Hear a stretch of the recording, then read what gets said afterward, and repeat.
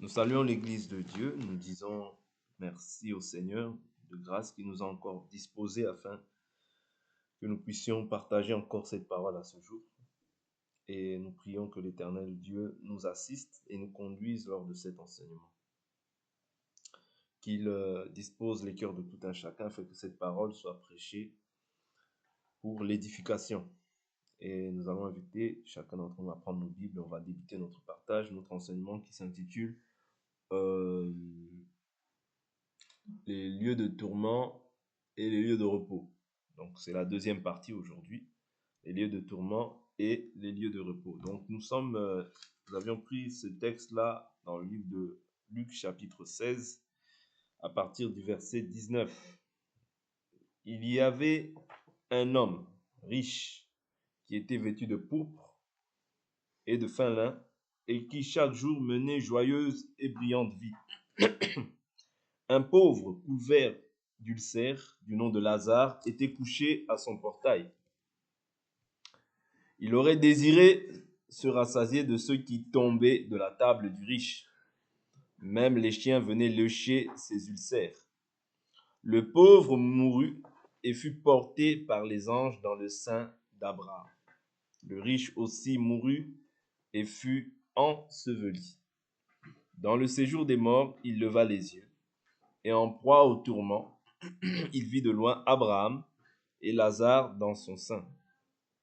Il s'écria, « Père Abraham, aie pitié de moi, et envoie Lazare pour qu'il trempe le bout de son doigt dans l'eau, et me rafraîchisse la langue, car je souffre dans cette flamme. » Abraham répondit, « Mon enfant, souviens-toi que tu as reçu tes biens pendant ta vie, et que de même Lazare a eu les maux, maintenant il est ici, consolé, et toi tu souffres.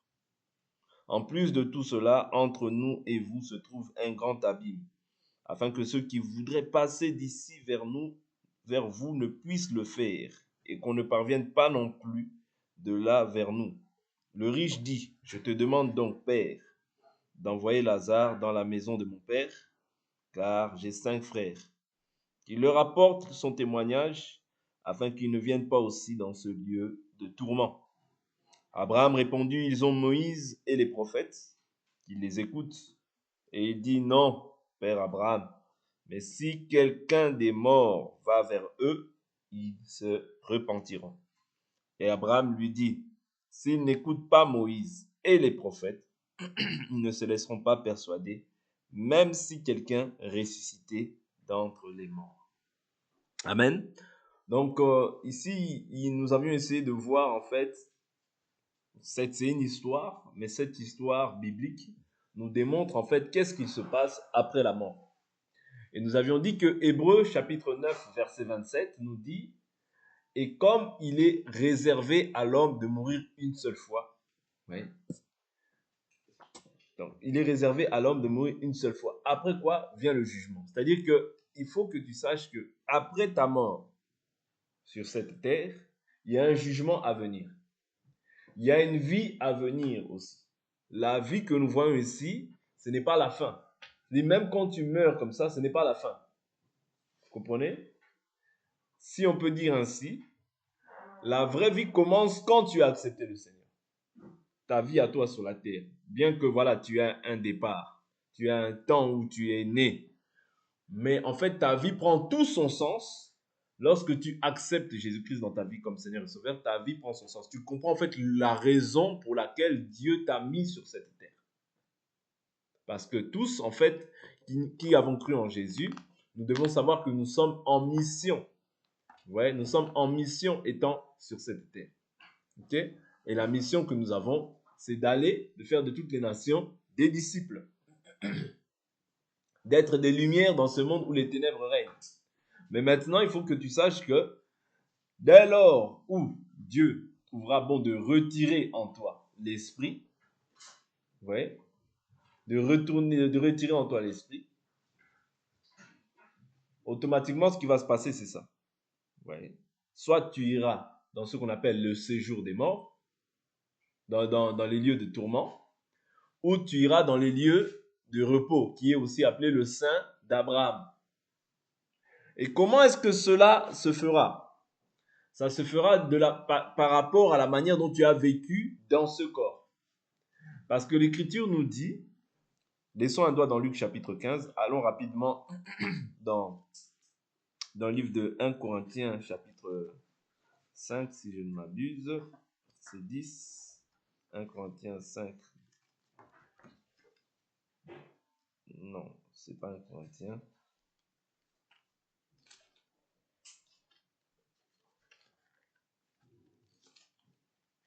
Je vais chercher l'écriture, je vais la trouver. Je crois que c'est 2 Corinthiens peut-être qui nous parle de ça. Oui, 2 Corinthiens chapitre 5, le verset 10. La Bible nous dit quoi? Car il nous faut tous comparaître devant le tribunal du Christ, afin qu'il soit rendu à chacun d'après ce qu'il aura fait dans son corps, soit en bien, soit en mal. Oui. Donc, chacun d'entre nous, nous passerons en fait par ce qu'on appelle le tribunal du Christ. C'est-à-dire, tu seras jugé par rapport à la manière dont tu as vécu sur cette terre. C'est pas à ta mort, c'est pas après ta mort, parce qu'après la mort, c'est trop tard. C'est pendant les jours de ta chair. Ça veut dire que quand tu marches en fait sur cette terre, tu es en train de préparer en fait ta mort. Est-ce que vous comprenez? Tu prépares en fait. Quand tu fais le bien, tout le bien que tu fais sur la terre, le bien va t'accompagner. Le mal aussi que tu fais sur la terre va t'accompagner. Vous comprenez? Je répète, le bien que tu fais sur cette terre va t'accompagner. Le mal aussi que tu fais va t'accompagner. C'est pas moi qui le dis. Prenons encore l'écriture, une écriture. Prenons une écriture. Je suis dans le livre d'Apocalypse. Je suis dans le livre d'Apocalypse, Apocalypse chapitre 20. Apocalypse chapitre 20. Je prends à partir du verset... Bien sûr, ça, vous savez que ça va se passer en plusieurs temps, mais en fait, bon, je lis d'abord et je vais expliquer après.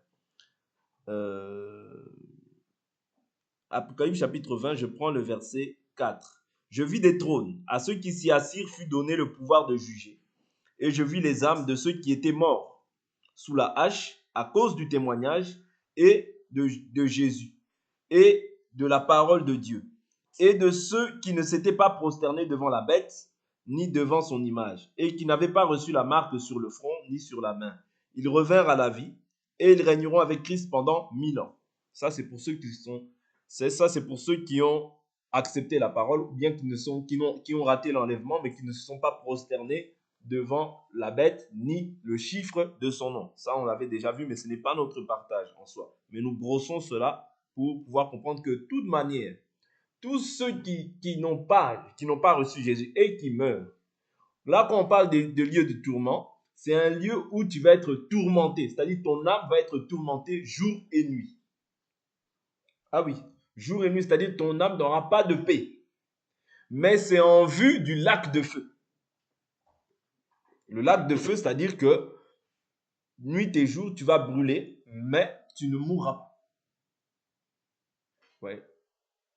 Donc ça, c'est une réalité. C'est des choses vraies. Voilà pourquoi, durant ta marche sur la terre, il faut arranger avec Dieu. Il faut faire le bien, parce que le bien que tu fais t'accompagne. Il dit, les autres morts ne revinrent pas à la vie, jusqu'à ce que les 1000 ans soient accomplis. Vous voyez? Les autres morts, c'est ceux qui se sont prosternés devant la bête, devant l'image de son nom, et ceux qui n'ont pas accepté la parole durant leur vivant. C'est-à-dire, eux ne sont pas revenus à la vie. Vous comprenez? C'est la première résurrection. C'est-à-dire que qui aura part à la première résurrection? C'est ceux qui ont accepté la parole de leur vivant. C'est-à-dire, en réalité, quand un enfant de Dieu meurt, il va se reposer. Il va dans le sein d'Abraham. C'est le lieu de repos. Tu vas te reposer de tes œuvres.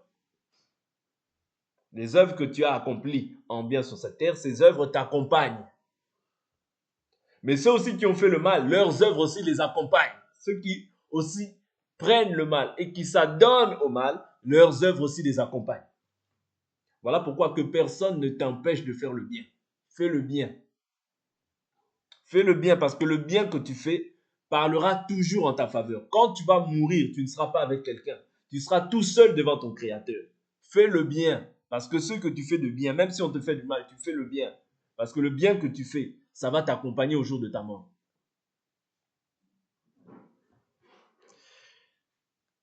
Je vais rapidement, chapitre 20, je prends le verset 12. Non, verset 11. Puis je vis un grand trône blanc, et celui qui était assis devant sa face s'enfuir la terre et le ciel. Et il ne fut plus trouvé de place pour eux. Et je vis les morts, les grands et les petits, debout devant le trône. Des livres furent ouverts, et un autre livre fut ouvert, qui est le livre de vie. Oui. Les morts furent jugés d'après ce qui était écrit dans les livres, selon leurs œuvres. Oui. La mer donna les morts qui s'y trouvaient. La mort et le séjour des morts donnèrent les morts qui s'y trouvaient. Oui, la mort, on parle de la mort, et du séjour des morts donnèrent leurs morts qui s'y trouvaient. Et ils furent jugés chacun selon leurs œuvres. La mort et le séjour des morts furent jetés dans l'étang de feu. C'est la seconde mort, l'étang de feu. Quiconque ne fut pas trouvé inscrit dans le livre de vie fut jeté dans l'étang de feu. Ouais. Même la mer que vous voyez, les gens qui meurent dans la mer va donner les morts. Ok? La mer va donner les morts et les gens vont être jugés selon leurs œuvres. Vous comprenez? Et quiconque ne sera pas, c'est-à-dire trouvé inscrit dans le livre de vie, cette personne-là, sa finalité sera l'étang de feu. C'est-à-dire que même la personne qui va au jour d'aujourd'hui, qui meurt aujourd'hui, et qui va dans le séjour, dans les lieux de tourment, en réalité, c'est comme si on disait quelqu'un qui fait une escale dans un lieu, mais pour arriver à tel lieu. Ça veut dire qu'il n'y aura plus de pardon pour cette personne. Est-ce que vous comprenez? C'est-à-dire qu'il n'y aura plus de pardon pour cette personne-là. Comme elle est dans les lieux de tourment, la finalité, c'est quoi? La finalité, c'est l'étang de feu. Ou bien le lac de feu. Quand Jésus dit que chaque homme sera salé de feu. Ça, il ne faut pas oublier. Pourquoi? Parce que quand tu oublies ces choses-là, tu ne te rends pas compte en fait qu'il y a un jugement à venir. Voilà pourquoi toutes les actions que tu poses, quand tu es conscient de ces choses-là, tu dois poser des actions en fonction de ce que tu crois. Et non pas poser des actions selon ta volonté. Non. Il faut éviter de faire ta volonté. Mais exerce-toi plutôt à la piété afin de faire ce que Dieu veut pour ta vie. Parce que Dieu dit, je place devant toi le bien et le mal, la mort et la vie. Je te conseille de choisir la vie afin que tu sois heureux et que tu vives. C'est-à-dire, Dieu te conseille parce qu'il connaît ce qui est bon pour toi. Voilà pourquoi il te conseille de choisir la vie afin que tu vives et que tu sois heureux. Ça veut dire que si tu n'es pas heureux, le contraire d'être heureux, c'est le malheur. Oui? Quand tu n'es pas heureux, tu n'es pas dans le bonheur, tu n'es pas dans la joie. Vous comprenez? D'où l'importance de pouvoir suivre Dieu d'un cœur sincère. Tu ne peux pas suivre Dieu avec des idoles, je vous ai déjà dit non. Tu dois suivre Dieu d'une manière entière, te consacrer totalement à Dieu. Éventuellement si tu aspires à la vie éternelle. Si tu n'aspires pas à la vie éternelle, ces choses-là ne te concernent pas. Mais si tu aspires à la vie éternelle, si tu as compris qu'il y a un jugement à venir, oui, il y a un jugement à venir. Parce que même ici, on voit que la mort et le séjour des morts même vont être jetés dans les temps de feu. Même on voit que la terre et le ciel ne fut plus trop, il n'y avait plus de place pour eux. C'est-à-dire la terre, ce que nous voyons là, c'est une image, ce n'est pas la réalité. Parce que même ça passera. Voilà pourquoi il faut nous attacher beaucoup plus à ce qui est éternel. Mais ce qui est passager, il ne faut pas s'y attacher. Pourquoi? Parce que ces choses-là sont éphémères, passagères. Les œuvres que tu fais en bien, n'oublie pas, t'accompagnent. Lazare fut pris pourquoi? Non pas simplement parce qu'il était pauvre. Non. mais parce que tu peux être pauvre et avoir la crainte de Dieu. Tu peux être riche aussi et avoir la crainte de Dieu. Oui. Mais tu peux être riche et ne pas avoir la crainte de Dieu. Et généralement, les riches du siècle présent, c'est ceux qui n'ont pas la crainte de Dieu parce qu'ils se contentent de leur richesse. Et c'est ce qui est arrivé aux riches qui menaient joyeuse et brillante vie, mais qui n'étaient pas riches pour Dieu. Voilà pourquoi toi, la chose que tu dois faire, c'est d'être riche pour Dieu. Parce que Jésus est parti te préparer une place, afin que là où il est, que tu y sois aussi. Cette terre passera, les diplômes passeront, tout ce que tu peux amasser, ça passera. Mais la parole de Dieu demeure éternelle. Je vous ai toujours dit, l'éternité n'est pas mesurable dans le temps. 1,1 milliard d'années, ce n'est toujours pas l'éternité. Alors que toi, tu fais peut-être que 80, 90 ans ou 100 ans sur cette terre. Vous comprenez? C'est pourquoi tu dois te préparer à ton éternité. Prépare-toi, c'est maintenant, aujourd'hui. Si vous entendez sa voix, n'endurcissez pas vos cœurs. Jésus dit, je vois, je me tiens à la porte, je frappe. Si quelqu'un entend ma voix, j'entrerai, je souperai avec lui et lui avec moi. Vous comprenez? C'est-à-dire, c'est aujourd'hui. Quand tu entends cette parole, prends la résolution de te repentir. Prends la résolution de marcher d'une manière qui est digne du Seigneur. Parce que le lendemain, tu ne sais pas ce qui peut enfanter. Après la mort, c'est trop tard. Après la mort, c'est trop tard. Le purgatoire, c'est une hérésie de perdition. C'est maintenant que tu dois prendre une décision pour ta vie. C'est maintenant que tu construis ton lendemain. De même qu'aujourd'hui, tu te prépares pour les études, pour demain avoir un avenir meilleur, c'est bien, mais ce n'est pas une finalité en soi. Ce n'est pas une finalité en soi. La vraie finalité, c'est ça, c'est courir. C'est-à-dire quand tu cours pour les choses de Dieu, tu ne couriras jamais en vain. Dieu n'abandonne pas les justes. Dieu n'abandonne pas les justes. Dieu n'abandonne pas les justes. Tu as servi Dieu avec peine, tu récolteras aussi avec cri de joie. Mais si tu peines pour les choses du monde seulement, le monde, tu pleureras demain. Je vous assure. Parce que ce qu'un homme aura semé, il le moissonnera aussi. Tu sèmes avec difficulté, mais tu récoltes aussi avec cri de joie. Et nous, les cris de joie, même si nous ne les héritons pas, nous ne l'héritons pas sur la terre, ce n'est pas grave. Nous savons que nous avons un trésor que nous sommes en train de nous amasser pour le ciel. Vous comprenez? La chose la plus importante, rate pas le ciel. Que ton nom soit inscrit dans le livre de vie. Que ce jour-là, tu sois auprès du Seigneur. Que ce jour-là, tu ne rates pas le festin de noces. Que ce jour-là, tu ne rates pas dans le lieu de repos. Parce que sinon, tu vas pleurer des larmes. Parce que je vous dis toujours que cette même parole que nous sommes en train de partager, c'est cette parole que Dieu te montrera. Tu as eu le temps d'écouter la parole. Tu n'as pas cru. Va dans le lieu qui t'est réservé. Si et seulement si tu veux vivre selon ta volonté, tu ne pourras pas mentir devant Dieu. Parce que Dieu te rappellera ces choses. Souvenez-vous, j'ai Luc chapitre 15. Qu'est-ce que Abraham dit? Il dit, souviens-toi. Il dit aux riches, souviens-toi. Tu as mené joyeuse et brillante vie. Et aujourd'hui, maintenant, tu souffres. Tandis que Lazare, lui, se repose. Vous comprenez? C'est-à-dire que sur la terre, tu menais joyeuse et brillante vie, mais sans la crainte de Dieu. Ouais. Sans donner ta vie à Dieu. C'est comme aujourd'hui les gens. Oh non, moi, pourquoi donner ma vie à Jésus? J'ai déjà des diplômes, ça c'est les pauvres. Oui, tu t'enorgueillis à cause de tes richesses. Tu t'enorgueillis à cause de tes richesses. Mais demain, tu pleureras toutes les larmes de ton corps. Parce que c'est une réalité. La mort viendra certainement. Et après la mort, il y a une vie. Et ici, on nous décrit qu'est-ce qui se passe après la mort.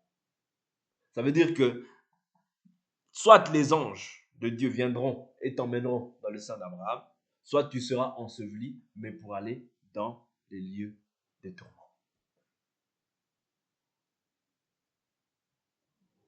Ces choses-là, c'est une réalité. Oui. Ces choses, c'est une réalité. Et même la Bible nous dit quoi? Il souffrait, il dit que Père Abraham dit seulement à Lazare qui trempe son doigt dans l'eau, qui vienne car je souffre cruellement sur cette flamme. Ça existe, qu'on ne vous trompe pas. Les lieux de tourment existent. L'enfer n'est peut-être pas encore ouvert, mais les lieux de tourment, ça veut dire que ton âme sera tourmentée jour et nuit. Tu n'auras pas de paix, tu n'auras pas de repos là où tu vas. Ça existe, ces choses sont vraies. Voilà pourquoi Jésus nous a annoncé ces choses, pour que nous soyons prudents et que nous puissions réellement bâtir notre maison sur le roc. Quand ta maison, la maison que tu es, est bâtie sur le roc, tu ne peux pas en fait t'adonner au mal. Non, tu dois comprendre que le bien que je fais, c'est pour mon propre intérêt. Le bien que tu sèmes aujourd'hui, même si les gens peuvent dire, ah, vraiment, elle n'a rien compris. Non, devant Dieu, Dieu note. Dieu note, se souvient. Et quand tu iras dans la présence de Dieu, Dieu se souviendra et dira, voici, voici, voici, voici. Parce que les œuvres de chacun maintenant paraîtront. Voilà pourquoi il faut que nous soyons riches en œuvres bonnes. Parce que quand tu fais des œuvres là, tu es en train d'amasser des trésors pour le ciel. J'ai pris cette écriture hier pour vous faire comprendre que ces choses sont vraies. Mais quand on les comprend d'une manière, dans un sens prophétique, ces choses sont vraies. Souvenez-vous lorsque Mardoché a signalé que d'autres personnes voulaient porter atteinte au roi. Ouais. C'est-à-dire que ces gens-là ont été arrêtés. Ok? Ces gens-là ont été arrêtés. Mais maintenant, le jour où les Juifs allaient être exterminés, le roi ne trouva pas le sommeil, il demandera les livres des mémoires. Ouais, le livre des mémoires. Et il commença à feuilleter le livre des mémoires. Et il voit l'histoire de Mardoché. Il dit, mais quelle promotion lui avons-nous donnée à cet homme-là? Les gens lui ont dit, aucun. C'est-à-dire, ce jour-là, Dieu a permis que ses ennemis puissent être confondus. Mais pourquoi? Par rapport au bien qu'il avait fait. Vous comprenez? Par rapport au bien qu'il avait fait. Ça veut dire, au jour du malheur, le bien qu'il avait fait a parlé en sa faveur. Voilà pourquoi il faut toujours te dire que faire le bien, ça paye toujours. Même si les gens te rendent le mal, toi ne te livre pas au mal parce que le mal, c'est du diable. Toi, fais toujours le bien parce que le bien parlera en ta faveur au temps favorable. Voilà pourquoi l'Écriture nous dit, ne soyez pas vaincus par le mal, mais vainqueurs du mal par le bien. Cherche la paix et poursuis-la. Ouais. Cherche la paix et poursuis-la. Il y a un jugement à venir. Conduis-toi comme une personne qui sait qu'elle va être jugée demain, qu'elle aura des comptes à rendre auprès de son Créateur. Si tu marches comme ça, je t'assure que toi-même, tu sauras que non, telle chose, je ne peux pas faire. Je suis un enfant de Dieu. Ça peut arriver que la pensée vienne, mais tu vas toujours te ressaisir en te disant non, je suis un enfant de Dieu. Ces choses-là, nous ne les prêchons pas pour faire peur, mais simplement pour vous exhorter à ce qui est bon. Parce qu'au jour d'aujourd'hui, ces choses-là ne sont plus prêchées. Les gens veulent au jour d'aujourd'hui qu'on puisse les aduler. Non, le message de l'évangile, c'est aussi ça. La résurrection du mort, le jugement éternel. C'est ça. C'est-à-dire qu'il y a un jugement à venir sur cette terre. Quand Paul discourait de ces choses-là devant Félix, Félix prit peur. Pourquoi? Parce qu'il se rend compte que, effectivement, il y a un jugement à venir. Oui, il y a un jugement à venir. Cette terre va être détruite. Nous sommes des passagers. N'oubliez pas. Tout ce que tu fais sur la terre, n'oublie pas que tu es un passager et un pèlerin. Déjà, d'ailleurs, toi, tu passeras, comme tout homme, mais même cette terre passera. Voilà pourquoi accroche-toi à ce qui est important. Ne t'attache pas à des futilités. Parce que le diable, ce qu'il veut, c'est chercher à ce que tu t'attaches à des futilités pour t'égarer du salut. Non, il faut que tu saches que tu marches en une période. Parce que le diable, lui, est déjà jugé. Il connaît déjà sa finalité. Voilà pourquoi il est descendu avec une grande colère, sachant qu'il lui reste peu de temps. Et il cherche à faire quoi? À séduire, à détourner les gens de la vérité. Parce que lui, il est déjà jugé. C'est comme si quelqu'un est déjà condamné à perpétuité. Il cherchera à nuire à toutes les personnes qui viendront là. Vous comprenez? C'est la même chose pour le diable. Voilà pourquoi toi qui as encore la possibilité, la capacité de te repentir, là où tu as fait le mal, repens-toi. Il dit, je souffre cruellement dans cette flamme. Et tellement il souffre, il ne veut même pas que les gens viennent aussi dans cette ronde. Il dit, j'ai 5 frères, va, qu'il aille leur dire. Il a dit, non. Si même une personne revient d'entre les morts, ils ne croiront pas. Ils ont Moïse et les prophètes. Qu'ils les écoutent. Au temps de la loi, c'était Moïse et les prophètes. Aujourd'hui, Dieu a placé les ministres de la parole, pasteurs, apôtres, docteurs, évangélistes, prophètes. Pourquoi? Pour le perfectionnement des saints, cela en vue de l'œuvre du ministère et de l'édification du corps du Christ, jusqu'à ce que nous soyons tous parvenus à l'unité de la foi. À l'unité de la foi. C'est-à-dire que écouter cela, c'est ton salut. Voilà pourquoi Paul dira quoi à Timothée?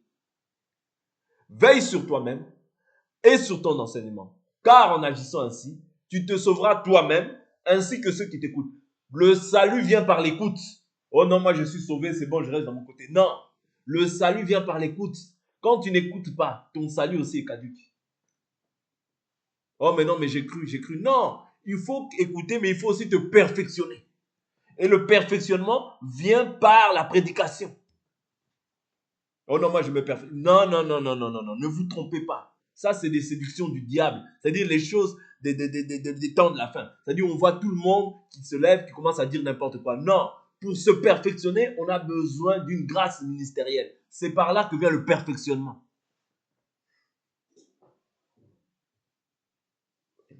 C'est par là que vient le perfectionnement. Sinon, il y aura l'imperfection. Dieu ne se trompe pas. Tout homme doit être reconnu menteur. Dieu seul doit être reconnu comme étant vrai.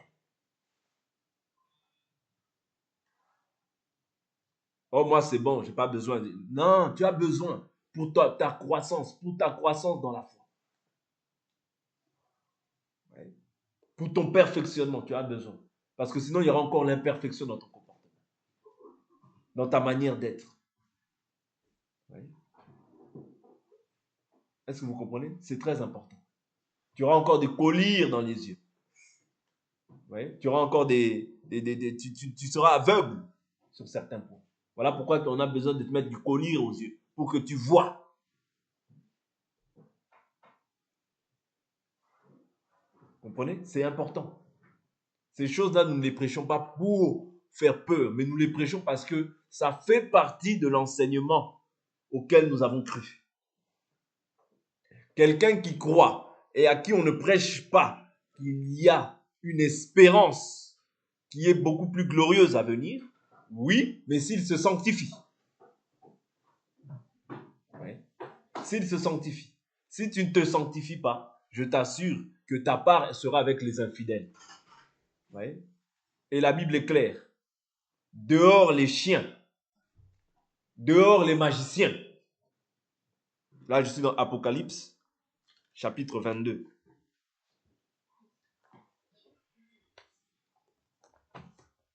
Oui. Apocalypse 22, je prends à partir du verset, du verset 11. Que celui qui est injuste soit encore injuste. Ok? Donc Dieu n'est pas là pour faire des considérations de personnes ou bien pour câliner les gens dans le sens du poil. Quand on t'a montré l'enseignement, tu veux pas, tu es injuste. Demeure injuste. Ok? Parce qu'on te dit, tu ne veux pas écouter. Reste dans ton injustice. Il dit que celui qui est souillé se souille encore. Tu veux te souiller? Souille-toi. À la fin, tu auras une récompense pour ta souillure. Que le juste pratique encore la justice. Le juste doit pratiquer encore la justice.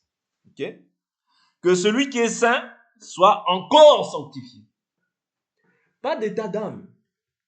Oh, mais non, on va faire un évangile pour t'arranger. Non. Tout le monde veut se sauver. Voilà pourquoi Paul dit, veille sur toi-même et sur ton enseignement. En agissant ainsi, tu te sauveras et toi-même et ceux qui t'écoutent. Voilà pourquoi l'évangile, ce n'est pas fait pour plaire aux gens. Non. L'évangile, c'est fait pour le salut des gens. Si les gens croient, gloire à Dieu. S'ils ne croient pas, gloire à Dieu. Toi, tu as dit. Le fait que tu dises là, c'est un jugement. C'est-à-dire, Dieu leur présentera, tu as entendu cette parole. Tu as entendu cette parole. Tu as entendu cette parole, tu ne l'as pas mis en pratique. Va vers les injustes. Parce que le fait de ne pas croire à ce que la parole dit, ça fait de toi un injuste, que tu le veuilles ou non. Et la Bible nous dit quoi? Que celui qui est sanctifié soit encore sanctifié. Voici, je viens bientôt et j'apporte avec moi ma rétribution. C'est-à-dire, Jésus, quand il vient, il apporte avec lui quoi? Sa rétribution. Mais la rétribution est pour qui? Ok? Pour certains, ce sera une rétribution. Pour d'autres, vous voyez, ce sera la colère de Dieu.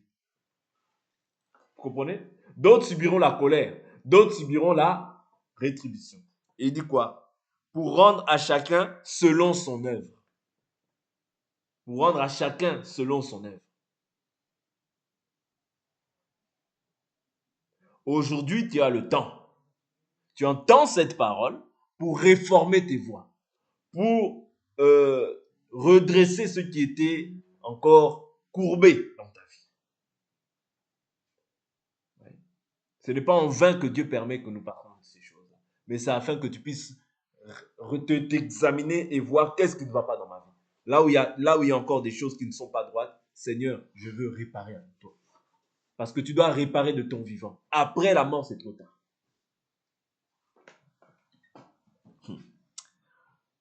Je suis l'alpha, verset 13, et l'oméga, le premier et le dernier, le commencement et la fin. Heureux ceux qui lavent leur robe, afin d'avoir droit à l'arbre de vie et d'entrer par les portes dans la ville. Oui. Entrer comment? Dans les portes, par les portes dans la ville. Dehors quoi? Les chiens. Dehors les chiens. Qui sont les chiens? Les chiens, c'est ceux qui appellent. Oui. C'est-à-dire que qui ont cru, mais qui sont repartis en fait dans les choses qu'ils ont voulu. Qui sont partis ravaler en fait les choses qu'ils ont voulu. C'est eux les chiens. Toi aujourd'hui tu entends cette parole, mais tu repars demain dans la fornication. Tu repars demain dans le vol, dans l'impudicité, dans le mensonge. Tu te livres à ces choses, tu t'abandonnes à ces choses-là. Tu deviens esclave de ces choses-là. Ces choses-là ont vaincu sur toi. Tu es un chien ou une chienne, selon Dieu. Vous comprenez? Tu es un chien. Et les chiens n'hériteront pas le royaume des cieux. Voilà pourquoi Jésus dit dehors les chiens. Les magiciens, dehors. Toi aussi qui embrasses les faux évangiles, dehors. Pourquoi? Parce que la Bible nous dit, si quelqu'un vous annonce un autre évangile, qu'il soit maudit, toi tu sais que c'est un faux évangile, tu suis ça, toi aussi dehors. Parce que la Bible nous dit, qui vous a ensorcelé? Ça veut dire que quand on te donne un autre évangile, tu reçois un autre esprit. Toi aussi dehors, ta place n'est pas parmi les justes. Il n'y aura pas de cas par cas. Oh oui, mais tu sais, Seigneur, voilà, je t'ai quand même servi. Non, tu n'as pas servi dans la justice. Cherchez premièrement le royaume des cieux et sa justice. La justice, c'est examiner tout ce qui est droit selon Dieu. C'est ça la justice. C'est pas ce que moi je veux. Ça, c'est pas la justice. La justice, c'est examiner tout ce que Dieu dit. Là où Dieu dit non, c'est non. Là où Dieu dit oui, c'est oui. Là où Dieu dit amen, toi, tu commences à dire oui, mais ce n'est plus la justice. C'est-à-dire que tu te fais ta propre justice. Tu deviens ennemi de Dieu.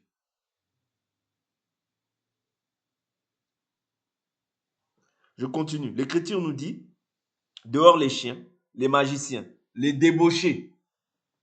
Ouais. Toi, tu couches là-bas, tu vas d'homme en homme, tu vas d'homme en homme, tu vas de femme en dehors. Pour toi, ta place n'est pas dans les choses du royaume.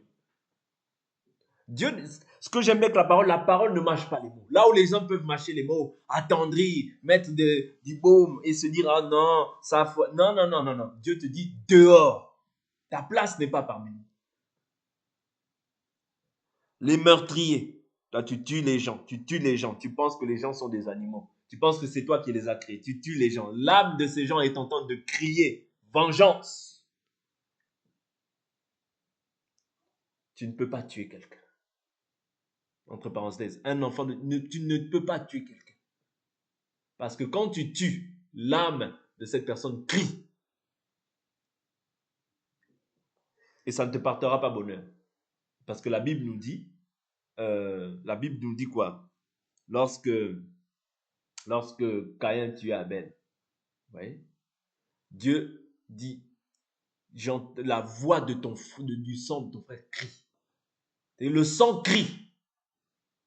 Ouais. Le sang crie auprès de Dieu. Voilà pourquoi, quand tu tues quelqu'un, le sang crie. Cette chose-là va être imprimée dans ta conscience. Tu es un animal, hein? Ça va passer, tu vas oublier. Mais tu es un homme, cette chose-là sera imprimée dans ta conscience. Partout où tu iras, cette chose-là, tu sauras que c'est moi qui ai tué. Le sang crie. Ne verse pas le sang innocent.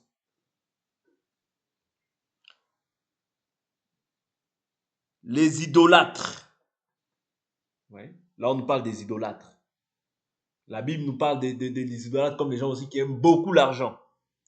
Toi, tu aimes beaucoup l'argent. Tu es un idolâtre.